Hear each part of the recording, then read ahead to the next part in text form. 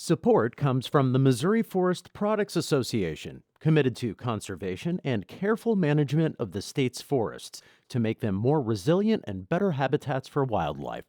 ChooseWood.com. Welcome to St. Louis on the Air. I'm Sarah Fenske. Last week, the nonprofit news service released a report that was picked up by USA Today, the Belleville News-Democrat, and St. Louis Public Radio.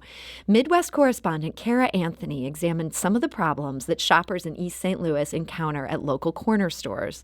For people in poor communities who rely on benefits from the federal Supplemental Nutrition Assistance Program, better known as SNAP, these stores are among their only convenient options. But some are stocked with spoiled food, and others seem simply too dangerous for some families. Cara of Kaiser Health News is here to talk about it. Cara, welcome to the show. Thanks for having me. So, Cara, how big a role do these corner or convenience stores play in serving families on SNAP? They play a huge role, especially in a community like East St. Louis. There are 40 authorized SNAP retailers in 89 blocks. So when you look at how many grocery stores there are only 3 or 4 in the city. So people really depend on these corner stores when they're looking for bread, eggs, and milk. But oftentimes it's really hard to find those key nutritious items. And yet you say some of their customers are really frustrated by what they're encountering there. What are some of the concerns? Yeah, the stores are simply hard to get into because there's so much crime happening right in front, right outside of the front doors. I mean, there are shootings happening almost every week, and people are really concerned about their safety. And then when they get inside, oftentimes the food isn't even worth the trip. It's rotten, spoiled, and people just really can't find what they need. Now, you write that drug dealers allegedly working in cahoots with corner store owners have become East St. Louis's worst kept secret. So these store owners are taking some sort of cut maybe from the dealers? That's why there's been so much violence surrounding these stores? Yeah, I talked to residents and the police department, even the chief of police. He confirmed that with me. He said that sometimes they offer protection or even money to be able to deal drugs in front of the store and to rule in front of the stores, which really becomes an access barrier for the residents. It's like they're dealing drugs in front of the store, so how am I able to go and get inside to get the food that I need for my kids and for my family? It's a real issue that everyone seems to know about, but few people know what a solution could look like, but there are people working on that. Okay. Now, you talked to the owners of Charlie's Convenient Mart in Washington Park, Illinois, and they're trying to do things right. Co-owner Rocky Miller explained why. We definitely about keeping the violence down. We don't want that. Crimes don't make money. If everybody out here doing all the crimes, ain't no money gonna come through for me or them. But they're up against a lot. Here's what Rocky Miller told you about that.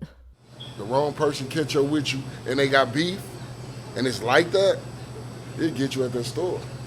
So that's something we can't prevent. You know what I mean? That's one thing we can't prevent. And it ain't us. It's them. It's how they feel about each other at the moment. So, Cara, the authorities feel that some owners are kind of part of the problem, but for those who are trying to do the right thing, it sounds like they still have a set of problems to deal with in terms of making sure the area around the store is safe to visit. What can anyone do about this? Yeah, I think what's happening in East St. Louis and in Washington Park, where Rocky Miller is that residents are really starting to raise their hands about this issue. There was a community survey where people overwhelmingly said, yes, corner stores are a place that I avoid because I feel scared to go inside. And so now they're talking to their community leaders, making their concerns known, and really trying to figure out how they can fix this problem. But first, it starts with speaking up. I interviewed so many people that were afraid to even tell me their names because they feared retaliation because they shop in the stores. And so I think that now people are starting to say, hey, we have to do something. Even if I'm scared to say something, it's really important for me to do so. And as you say, people are speaking up. A number of them were quoted in your story.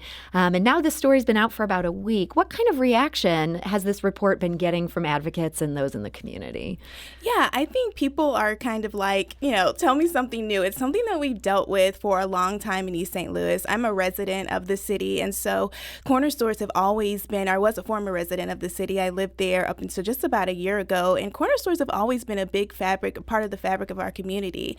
And so I think what people now are hoping is that, community leaders actually and councilmen in the city actually stand up and say, hey, let's change our policies here. Let's actually start to take a deeper look at what's going on, improve oversight, maybe change their policing strategy in front of the corner stores instead of just sitting back and watching. They passed a new no trespassing law in town that hopefully will lead to some changes. But yeah, they still have a long way to go. It's a big issue. Cara Anthony of Kaiser Health News, thank you for joining us today. Thanks for having me. This is St. Louis on the Air on St. Louis Public Radio, 90.7 KWMU.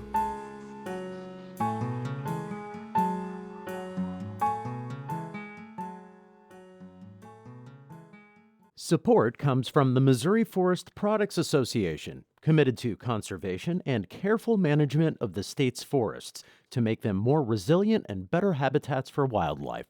ChooseWood.com.